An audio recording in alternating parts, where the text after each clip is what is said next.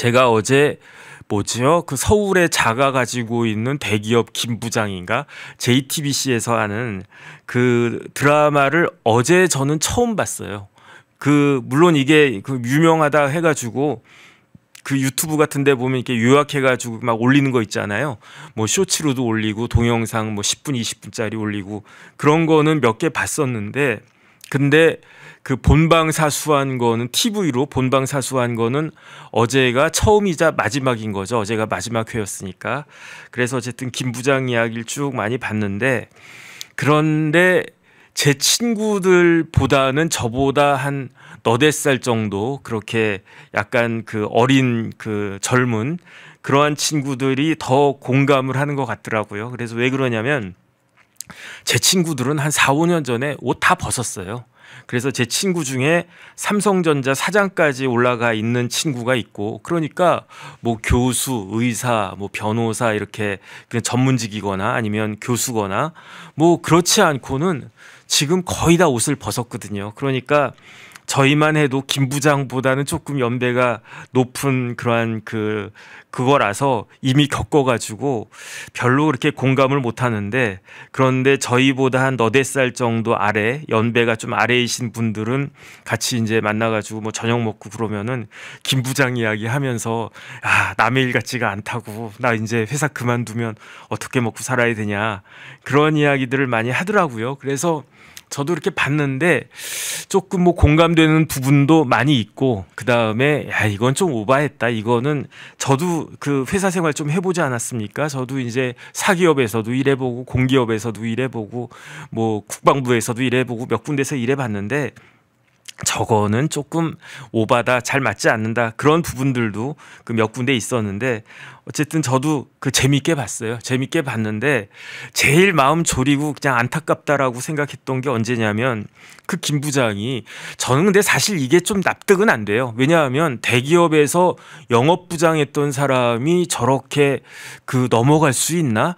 저건 조금 좀 뭐라 볼까 이렇게 과장된 거 아닌가? 과장된 거죠. 뭐 그렇게 호락호락 넘어가겠습니까? 라고 생각을 했는데 그렇지가 않더라고요. 왜냐하면 제가 이제 좀 이따 말씀을 드리겠지만 저희 사무실에 제가 수행했던 소송에 비슷한 케이스가 있었어요.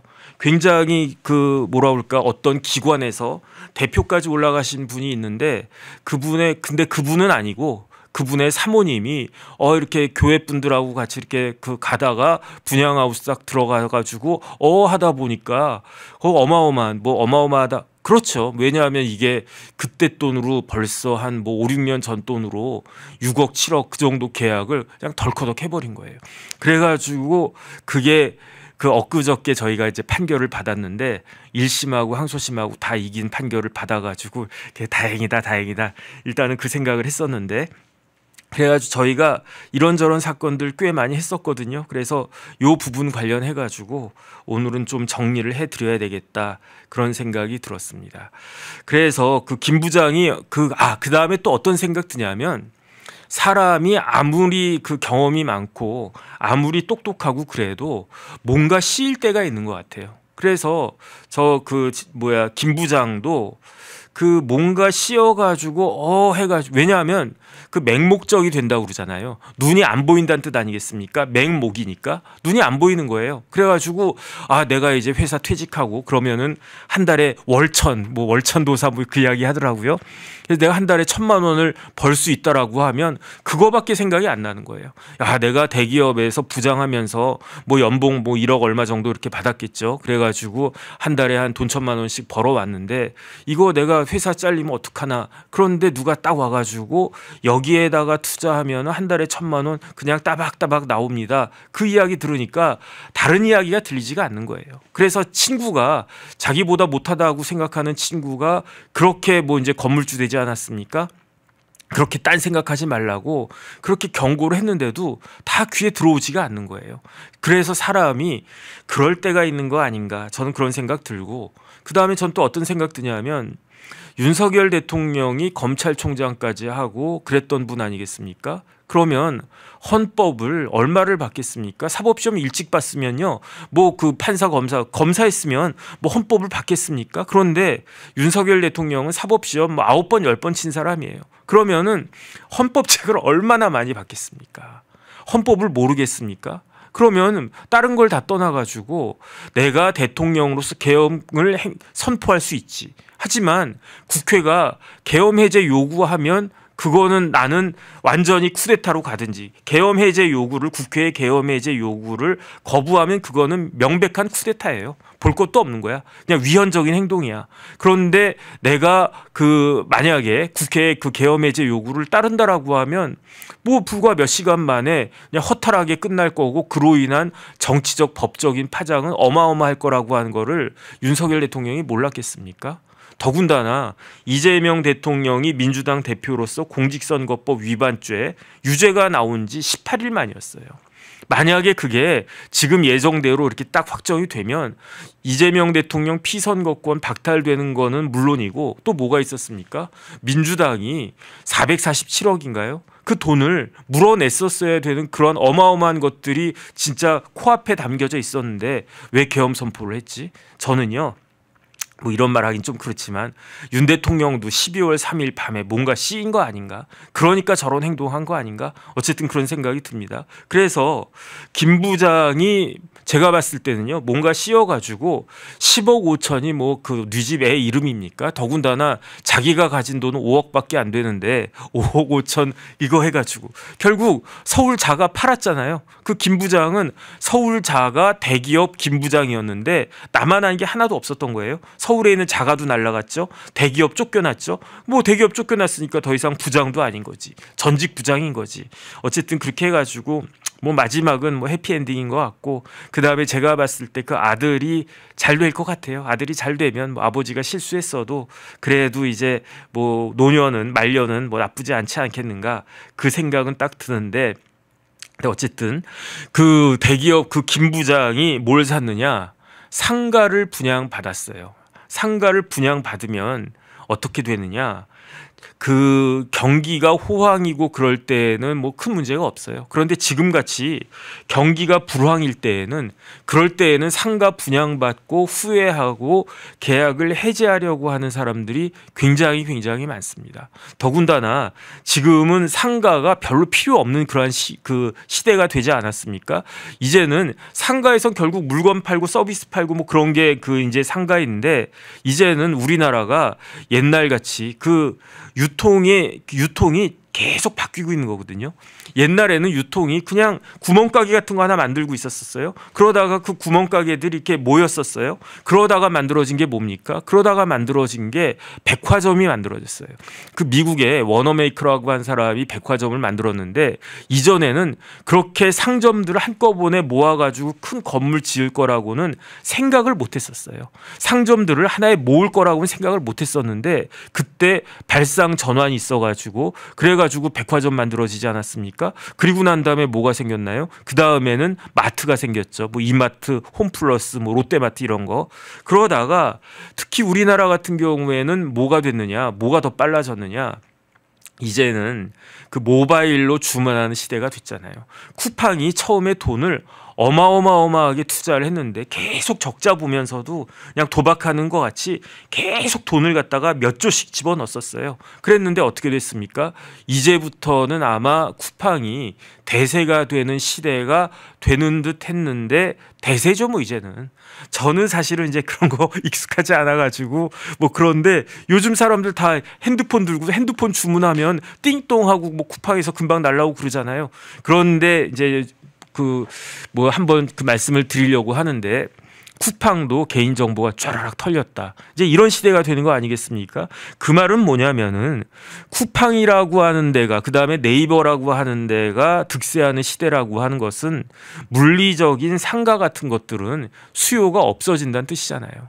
그러니까 사이버의 수요가, 사이버 상가의 수요는 많이 늘어나도 그 물리적으로 눈앞에 보이는 그런 수요는 확 줄어드는 거예요. 변호사 업계도 마찬가지입니다. 옛날에는 뭐 전관이다 하면서 법원 앞에 딱 그때가 좋았죠. 그때는 제가 변호사 시작할 때 변호사가 3천 몇백 명이라고 그랬어요. 지금은 세보지 않았는데 4만 명도 넘는 것 같아요. 그러니까 옛날에 저희 때만 해도, 저희가 처음 변호사 했을 때만 해도 법원 앞에 그냥 사무실 열어놓고 있으면은 그 법원에 왔다가 아, 변호사 필요하겠네 그러면서 쑥쑥 들어오셨는데 요즘은 그런 거 없어요. 그 다음에 이제 저희가 어느 정도 변호사 딱 경력 그 쌓였을 때는 그 많은 클라이언트들이 네이버 이렇게 막 찾아가지고 중요한 부분들 다 그 숙지해 놓고 마지막에 변호사한테 확인하러 오는 경우가 많이 있었거든요. 그런데 요즘은 변호사 선임 어떻게 하느냐? 일단은 다 그 네이버 광고 보고 많이 온단 말이죠. 심지어 변호사 업계도 이렇게 바뀌었는데 상가 같은 거 말이 되겠습니까? 그러니까 상가를 덜커덕 그 분양받아 놓고 그 수분양자들이 후회하는 경우가 많은데, 그런데 2023년도에 그 다음 페이지 좀 띄워보겠습니다. 어떤 일이 있었느냐? 어떤 눈 밝은 그 변호사가요, 그 소송을 제기했는데 상가를 분양 그 받은 그 수분양자를 대리해 가지고 그 소송을 제기했는데 덜커덕 이겨버렸어요. 아, 저기 보면은 박원경 변호사님인 것 같아요. 누군지 잘 모르겠는데 2023년도 사건이니까, 그러니까 그 몇 년 전에 그 원고가 A라고 되어 있는데 원고는 분양받은 사람이고요. 피고는 아마 시행사일 겁니다. 그런데 피고는 원고에게 돈을 갚아라 이렇게 그 된 거예요. 원고가 승소한 거예요. 왜 그러느냐? 평택시에 있는 지식산업센터를 분양받았는데 아, 내가 이 지식산업센터 분양받은 게 후회가 돼. 그래가지고 어떻게 하려고 그랬습니까?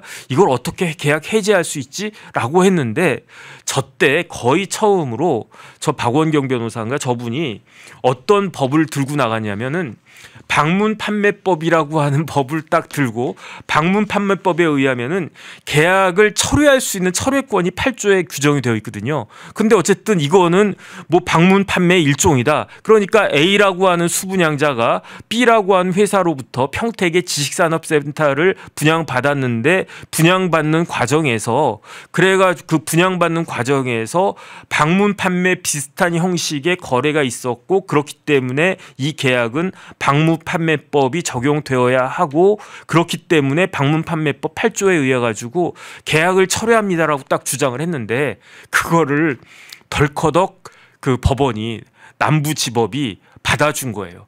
그래가지고 그 소문이 변호사들한테 쫙 퍼져가지고 그래서 막 광고가 나오기 시작했습니다. 그래가지고 저것도 어느 변호사 사무실의 광고였는데 지식산업센터 방문 판매법 계약 바로 취소할 수 있다, 이런 그 광고가 막 뜨기 시작했고요. 그 다음 페이지 보겠습니다.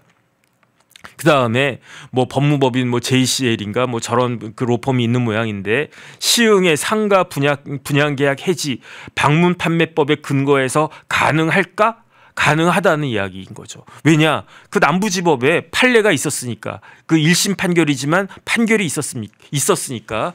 그래가지고 여기에 대해서 굉장히 이제 그 많은 사람들이 관심도 많이 가지고 있었고요.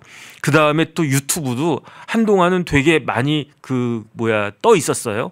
그래가지고 제가 옛날에는 건설협회 제가 고문 변호사 했었고요. 그 다음에 최근에는 부동산 서비스협회 고문 변호사 하고 있고, 어쨌든 이렇게 저렇게 건설 관련된 일들을, 왜냐하면 제가 국방부에 미군기지 이전 사업단 법무실장 했잖아요. 그러니까 결국은 그게 건설 컨스트럭션이, 그 다음에 제가 말씀드렸나 안 드렸나 모르겠는데 한양대 건축공학과 박사과정 자퇴한 사람 아니겠습니까? 그 법대가 아니고 건축공학과 입학했다가 교수님한테 죄송한데 도저히 못 다니겠더라고요. 물론 이제 다니면 다니겠는데 개업한 다음에 다니려고 하니까 뭐 나이도 먹고 그 다음에 시간도 없고 바쁘고 그래가지고 한 1년 다녔나?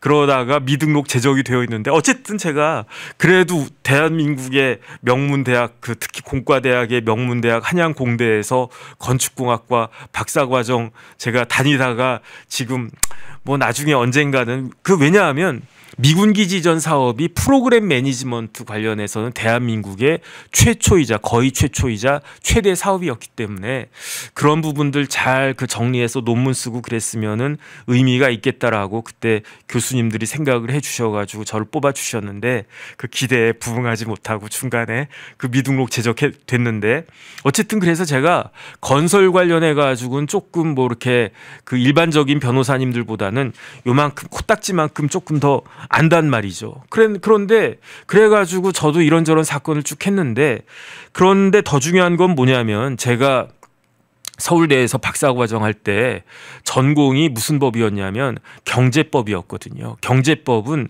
그 제일 중요한 법이 공정거래법이고 그 다음에 소비자보호법 이런 것도 있지만 방문판매법도 저희 전공이거든요. 그래서 제가 아무래도 방문판매법은 조금 더 아는데 저 이야기를 보고 저 판결을 보고 이상하다. 다시 한번 아까 그 판결을 갖다 좀 띄워봐 주세요. 저 판결 이상하다. 잘못된 판결인데 라고 생각을 했던 거예요. 왜냐하면 맨 그 밑에 쪽 조금만 더 위로 쫙 올려봐 주세요.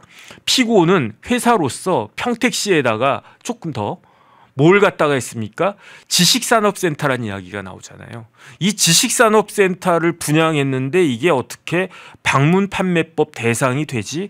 저 판결 좀 이상한데? 그런데 아마 저 판결에 대해서 금액이 뭐 한 4천만 원 정도니까 그냥 그 시행사가 에이 뭐 더 시끄러워지기 전에 그냥 4천만 원 주고 계약 해지하자 이랬던 것 같기는 한데 법리적으로는 저거 말이 안 되는 것 같은데 라고 생각을 했는데 그 다음 페이지 좀 띄워봐 주세요. 다시 한번. 변호사들이 너무 이걸 광고를 많이 하더라고요. 그래가지고 이거는 아니다. 이거는 괜히 그러지 않아도 계약 수분양 계약 받아가지고 분양 계약 받아가지고 잘못했다고 속상한 그런 분들이 소송 제기하면 제가 봤을 때 이기기가 힘든데 그러면 또 재판까지 가는데 또 지고 그러면 더 열받을 것 같다. 그래서 이런 부분들은 언젠간 제가 한번 말씀을 드려야 되겠다라고 생각을 하고 있었는데 부동산 서비스 협회에서 10월 달이었던 것 같아요. 추석 직후였던 것 같은데 그럼 벌써 한 달 반쯤 된 것 같네요. 그때 저보고 강의해 달라고 해가지고 그때 제가 거기 협회 가가지고 강의 한번 했었고 그런데 또 저한테 강의안을 달라고 하는 그러한 요청들이 막 들어오더라고요. 근데 제가 그때 강의할 때 뭐 지금도 마찬가지지만 그냥 머릿속에 있는 거 그냥 대충 풀어서 했지 일일이 논문 쓰듯이 이렇게 강의안 만들어 놓은 게 없거든요. 그래서 없다라고 하니까 뭐 유튜브라도 뭐 이렇게 하니까 당신 유튜브 하니까 유튜브라도 좀 찍어달라고 해가지고 한번 해야지라고 생각을 하고 있었는데 김 부장이 사기를 당했네. 그래가지고 그럼 또 김 부장이 또 어제 끝나지 않았습니까? 겸사겸사 해가지고 간단하게 말씀을 드리도록 하겠습니다. 결론은 뭐냐면요. 비록 서울 남부지법에 판결이 있었지만 분양 계약을 받은 것은요 거의 이기기가 힘들어요. 그러니까 이거 그냥 수분양자 되시는 분들은 쉽게 말하면 상가를 분양받은 사람들은 뭐 이런저런 뭐 변호사님들이나 아니면 유튜브에 방문판매법으로 이 계약 처리할 수 있다. 뭐 이거 뭐 사례가 있다. 이런 이야기를 들어도 현혹되지 마시고 그냥 전공법으로 가야 된다. 그 말씀을 드리고 싶은 겁니다. 그걸 갖다 지금 말씀을 드릴게요. 그 다음 페이지 좀 띄워봐 주세요. 저게 방문판매법인데 1조 보겠습니다. 이 법은 방문판매, 전화권유 판매, 그 다음에 뭐 이런저런 그런 거 있죠. 규정함으로써 공정한 거래에 관한 사항을 규정함으로써 다시 한번 읽겠습니다. 이 법은 방문판매와 전화권유 판매에 공정한 거래에 관한 사항을 규정함으로써 소비자의 권익을 보호하고 시장의 신뢰도를 높여 국민 경제의 건전한 발전에 이바지하는 것을 목적으로 한다. 이렇게 딱 되어 있어요. 그 다음 페이지 보겠습니다. 그러면 방문 판매란 무엇인가? 1호에 나와 있죠. 방문 판매란 재화나 용역의 판매를 업으로 하는 사람, 판매업자가 방문을 하는 방법으로 영업소, 대리점, 그 밖에 영업 장소에서, 사업장 외의 장소에서 소비자에게 권유해서 계약의 청약을 받거나 계약을 체결하는 그런 것들을 방문 판매라고 하고, 방문 판매자 이렇게 쭉 나오고 방문 판매원 나오고, 4호 보겠습니다. 네 번째 4호에 보면은 전화 권유 판매자라고 하는 건 뭐냐면, 앞에 걸로 다시 그 앞에 거예요. 4호 보면 전화 그 다음 페이지. 그 다음 페이지 넘겨봐 주시면은 아니야. 그 앞에 걸로 다시 바꿔 주세요. 그 다음 거. 네, 거기에 좀 머물러 주세요. 전화 권유 판매라고 하는 건 뭐냐면, 전화를 이용해서 소비자에게 권유를 하거나 전화 회신을 유도하는 방법으로 재화를 판매하는 것을 말한다. 다시 말해서 그 물건을 팔 때 전화를 이용한다는 거죠. 그 다음에 그 전화 권유 판매자, 이거는 전화 권유 판매를 업으로 하기 위해서 여기 조직이 나오지 않습니까? 전화 권유 판매 조직을 개설하거나 관리 운영하는 자를 전화 권유 판매자, 이렇게 이야기하는 거예요. 그러니까 아까 이야기한 남부지법에서 그 판결이 나왔을 때 그 변호사님이 막 고민을 많이 한 것 같아요. 방문 판매법에 대해서 그렇게 잘 아는 변호사님은 아니었던 것 같은데, 어떻게 하면 우리 클라이언트가 승소할 수 있게 되나 굉장히 고민하다가 방문 판매법을 쭉 보고, 이거는 방문 판매 아니야? 방문 판매라고 하는 건 뭐냐면요, 원래 물건을 어떻게 삽니까? 저희 같은 사람이 이렇게 지나가다가 저 옷 괜찮네, 저 화장품 괜찮네, 그러면서 쓱 들어가는 거예요. 그래가지고 거기서 뭐 옷을 사든지 화장품을 사든지 책을 사든지 그러는 거잖아요.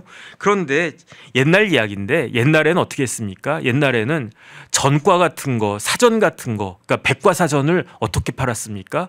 그 저희 집에 사람이 찾아오는 거예요. 카세트 테이프, 영어 공부 카세트 테이프 비쌌거든요. 그런 거 쑥 들어와가지고, 이거 그 백과사전 사주시면 어머니 백과사전을 들여놓으시면 혁진이가 공부 잘해가지고 서울대 갈 수 있을 겁니다. 막 그러면은 귀가 이렇게 팔랑팔랑하신 분들은 그래, 백과사전 사주면 우리 애가 서울대도 가고 의대도 갈 수 있네. 어머니 이 카세트 테이프 사주시면은 이 카세트 테이프가 너덜너덜할 때까지 우리 애가 잘 들어가지고 그래서 걔가 영어를 쌀라쌀라 잘할 겁니다. 그래? 그러면은 우리 애가 영어 잘하게 되면 남는 장사겠네. 그런데 그 백과사전 얼마였습니까? 옛날 돈으로 100만 원, 지금 돈으로 한 1000만 원 돈 될 거예요. 카세트 테이프도 뭐 50만 원, 60만 원. 저도 그 속아가지고 카세트 테이프 나름 공부해야지 하고 대학 때 샀던 기억이 나는데, 그런 식으로 하면은 폐해가 있으니까 방문 판매법이요, 1991년도에 만들어졌거든요. 시행은 92년부터 시행이 됐는데, 그런 식의 판매가 이런저런 폐해가 있으니까 다른 나라에는 방문 판매법 같은 게 거의 없어요.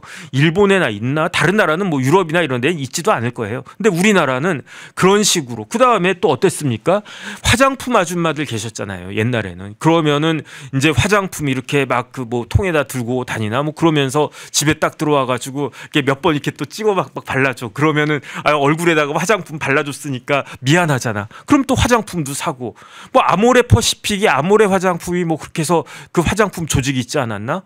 그런 것들을 규제하기 위해서 만들어진 게 방문 판매법이고요. 그 다음에 방문 판매가 조금 더 진화하니까 어떻게 됐습니까? 전화를 걸어 제끼는 거예요. 전화를 걸어 제껴가지고, 사장님 이번에 여기 이렇게 부동산 필지 분양하는데 그거 이제 잘 사시면 나중에 땅이 10배가 됩니다. 100배가 됩니다. 그런데 막상 가보지도 않고 사면 갔는데 보면은 맹지야.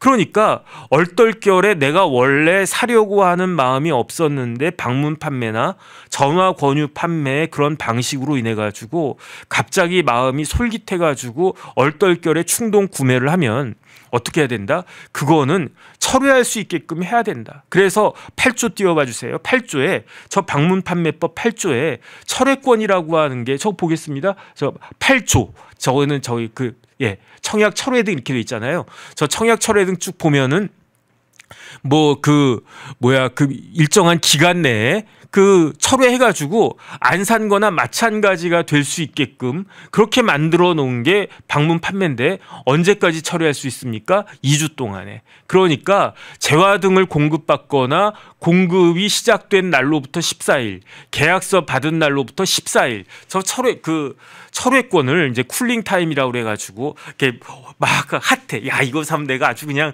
크게 뭐 이렇게 이득을 볼 것 같아. 그래가지고 마음이 막 뜨거워졌는데 곰곰이 생각해 보니까 속은 것 같거든. 그러면은 묻지도 따지지도 말고 계약을 청약을 철회할 수 있게끔 만드는 게 그게 방문 판매법이라고요.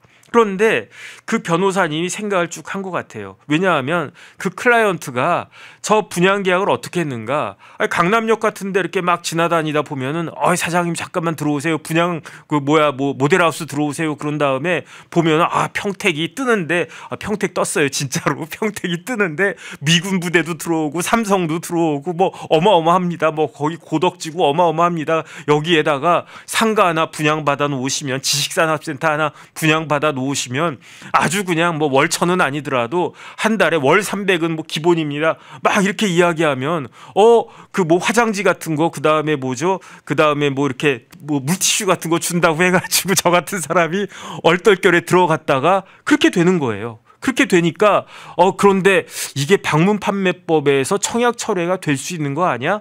라고 생각을 했던 거죠. 그런데 그 판례에 따르면은 그다음에 뭐 예컨대 전화 권유 판매 같은 것도 그렇고 전화 권유 판매라고 하는 건요. 판례에서 어떻게 정리했냐면 전화를 사용해서 그래가지고 소비자의 응답을 유도하고 대화를 한 다음에 사장님 이거 한번 사보시죠. 이거 얼마 안 됩니다. 이 정도도 못 사시나요? 뭐 이렇게 자존심도 살살 긁어가면서 그러면서 어디서 봅시다. 강남역 몇 번 출구에서 봅시다. 그리고 난 다음에 모델하우스 끌려가가지고 계약을 하게 되는 게 그게 전화 권유 판매거든요. 그래가지고 판례를 제가 찾을 수 있는 판례는 제가 다 찾았어요. 다 찾았는데 이걸 갖다 쭉 봤더니 그 남부지법에서 요번에 이제 그 처음으로 그 방문 판매로 이겼던 남부지법에서 이 사안은 어떤 사안이냐면 분양 담당자가 지속적으로 전화 홍보를 했어요. 그래서 소비자가 분양 사무소를 방문을 했어요. 이거는 전화 권유 판매이고 전화 권유 판매이기 때문에 방문 판매법 8조에 의해서 철회권을 행사할 수 있다. 그래서 원고 승소다. 피고는 원고한테 그 분양 대금 4,100만 원 돌려줘라. 이렇게 판결이 나왔는데 그런데 대부분의 그 판결은 어떠한 것이냐? 일단은 전화 권유 판매가 인정된다라고 한 경우가 언제냐면은 사업장 외의 장소에서 소비자를 만나가지고 함께 모델하우스로 이동한다. 이거 방문 판매 된다는 거예요. 그 다음에 모델하우스 직원이 전화나 문자 등으로 적극적으로 소비자에게 접근해서 모델하우스 방문을 유도했다. 이것도 전화 권유 판매에 해당이 되는데 적용이 안 되는 경우가 있어요. 어떤 경우에 안 되냐면 지인으로부터 아는 사람이 저기 뭐 평택에 지식산업센터 사면 그거 짭짤하대 이러한 정보를 듣고 소비자가 스스로 모델하우스 간다. 이거는 저 법에 해당되지가 않는다. 그 다음에 단순히 분양 정보만 제공한 거예요. 그 사람들이 뭐 이거 사세요 마세요 이런 거 아니고 여기 잠깐만 그냥 들어와 보세요. 요 정도로만 이야기했을 때에도 방문 판매법 적용이 안 된다. 그 다음에 광고를 보고 직접적으로 그럼 뭐 전단지 같은 거 있지 않습니까? 그러니까 김 부장이 어떻게 그걸 갖다 했습니까? 전단지 받잖아요. 전단지 받아가지고 그 친구가 이거 찢어버리려고 한 걸 갖다가 제가 얼핏 봤을 때 그건 짤로만 봐가지고 정확하진 않은데 스카치 테이프로 뭐 붙여가지고 전화한 거 아닌가? 그런 식으로 하면 방문 판매법이 적용이 안 된다는 거예요. 그다음 또 중요한 건 뭐냐면은 제가 조금 전에 말씀드렸다시피 전화 권유 판매는 텔레마케팅인데 이 텔레마케팅은 전화 판매 조직을 갖춘 전화 권유 판매자가 있어야 되는데 그런데 이와 같은 조직을 갖추지 않았으면 이거는 전화 권유 판매가 아니다. 이런 식으로 이야기가 딱 되는데 사실 제가 말씀드렸지만 방문 판매법이라고 하는 거는요. 이게 이렇게 뭐 화장품, 뭐 그다음에 백과사전 아니면 카세트 테이프 이런 것들의 그 제품 그 대상되는 제품이 그런 거였거든요. 그렇기 때문에 부동산도 해당이 되나 이 부분에 대해서는 사실은 제가 뭐 공정거래법이나 방문판매법이나 이런 거 공부 많이 했기 때문에 처음에 이게 되나라고 생각을 했었는데 판례는 된다라고 보는 게 그게 판례였던 거예요. 하지만은 그 좀 전에 말씀드린 것처럼 뭐 스스로 가거나 그 다음에 단순히 그냥 뭐 광고 보고 직접 가거나 이런 것들은 방문판매법에 해당이 안 된다는 거죠. 그런데 더 중요한 건 뭐냐면은 그 PD님 아까 앞에 걸 잠깐만 띄워봐 주세요. 제 1조부터 다시 한번 보겠습니다. 1조 목적 보면요. 이 법은 방문 판매 어쩌고저쩌고 하면서 둘째 줄에 소비자의 권익을 보호한다고 되어 있잖아요. 방문 판매법은 농심 아저씨 선생님 감사드립니다. 방문 판매법은 누구를 보호하기 위한 거냐? 소비자를 보호하기 위한 거예요. 그러면 소비자란 누구냐? 그 다음 페이지 띄워봐 주세요. 소비자에 대해서 규정하고 있는데 그 다음 페이지 띄워봐 주세요. 저기 쭉 보면 12호 보겠습니다. 12번째 소비자란 사업자가 제공하는 재화 등을 소비 생활을 위해서 사용하거나 이용하는 사람을 소비자라고 한다. 그런데 아까 제가 그 남부지방법원 판례는 틀렸다고 말씀드렸잖아요. 그건 아무리 판사님이 쓴 판결이라고 해도 틀린 판결입니다. 왜 그런가? 지식산업센터라고 한 건 뭡니까? 그거는 소비하기 위한 겁니까? 아니잖아요. 사업을 하거나 임대하기 위한 거잖아요. 그러니까 그 모든 판결이 제가 판결 찾을 수 있는 거 다 찾았거든요. 이만큼 다 찾았어요. 좀 이따가 뭐 일일이 다 보여드리겠습니다. 다 찾았는데 판결이 어떻게 되어 있느냐. 그 수분양자가 임대사업자로 등록하면은 소비자가 아니다. 그러니까 방문판매법 적용되지 않는다. 그 수분양자가 약사다. 약사는 뭡니까? 약국을 하려고 한 사람이잖아요. 약국하려는 사람이 뭐 약을 소비하려고 한 사람입니까? 아니잖아요. 사업하려고 한 사람이잖아요. 그러니까 수분양자가 아니다. 그 다음에 지식산업센터라고 하는 거는 그 자체로 거기에서 뭐 살려고 한 사람입니까? 그것도 아니란 말이죠. 그러니까 지식산업센터를 분양받은 사람에 대해서 소비자, 방문판매법 12호에 그 2조 12호에 명백하게 소비자란 소비 생활을 위해서 재화를 그 사용하는 사람으로 규정하고 있는데 그런데 그 사업자인 그 수분양자를 소비자로 착각해가지고 판결한 거기 때문에 그렇기 때문에 이거는 이길 수가 없는 거예요. 그러니까 틀린 판결을 갖다가 보고 그거를 변호사님들이 깊게 생각 안 하고 하나 이겼으니까 이거 하면 됩니다. 이렇게 이야기하는 거는 굉장히 저도 뭐 안타깝다고 생각을 하지만 이거는 되지가 않는 거예요. 그래서 그 다음 페이지 보겠습니다. 그 다음 페이지요. 그래서 이제 판결문 제가 사진 찍어 놓은 거 있잖아요. 그거 한번 쭉. 그래서 이거 제가 그 찾은 판결들이거든요. 저 보세요. 다른 거 볼 것도 없이 그 주문만 보겠습니다. 조금만 위로 올려봐 주세요. 조금만 위. 주문. 원고의 항소를 모두 기각한다. 원고가 졌다는 거예요. 원고는 누굽니까? 수분양자란 이야기인 거고. 그 다음 페이지 보겠습니다. 그것도 주문만 좀 띄워봐 주세요. 주문. 원고의 청구를 기각한다. 그러니까 수분양자가 또 진 거예요. 그 다음 페이지. 원고의 청구를 기각한다. 그러니까 제가 보니까 남부지법 그 틀린 판결 빼고는 수분양자가 방문판매법 적용해가지고 이긴 적이 한 번도 없어요. 그래서 그 임대 목적, 투자 목적, 실거주 목적이 아닌 임대 목적이나 투자 목적으로 이걸 갖다가 그 분양을 받았으면 이길 수가 없는 거예요. 왜냐하면 이게 그 방문판매법이라고 하는 게 소비자를 위한 그 법이고 소비자란 내가 그 이걸 소비 생활을 위해서 하는 것이다. 그러니까 만약에 그 방문판매법으로 그 수분양자가 이길 수 있는 방법은 오피스텔도 안 됩니다. 오피스텔도 시세 차익이나 임대 수익 목적이 인정이 되면요. 그러면은 이길 수가 없어요. 그러니까 그 부동산 분양을 받은 사람이 그 방문판매법으로 그 청약을 철회해가지고 계약에서 해제가 되려면 벗어날 수 있으려면 방법은 딱 하나예요. 그건 뭐냐면은 그 분양받은 게 아파트여야 돼요. 아파트는 될 수 있어요. 아파트는 내가 살려고 분양받은 거니까. 그런데 이게 뭐 오피스텔이나 지식산업센터나 그런 것들은 뭐 그렇게 하지만 아파트를 저렇게 그냥 그 덜커덕 그렇게 사는 사람은 사실 거의 없잖아요.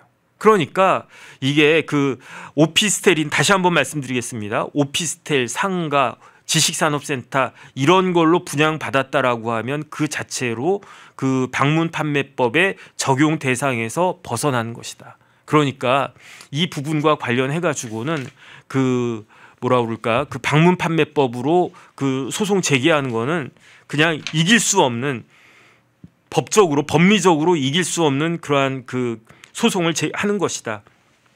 그 다음에 판례에 보면 어떻게 되어 있냐면요. 지금 저렇게 제가 띄워드린 여러 가지 판례에 어떤 내용이 있냐면 개인의 변심으로 계약에서 벗어나려고 하는 것은 인정되기 어려운 것이다.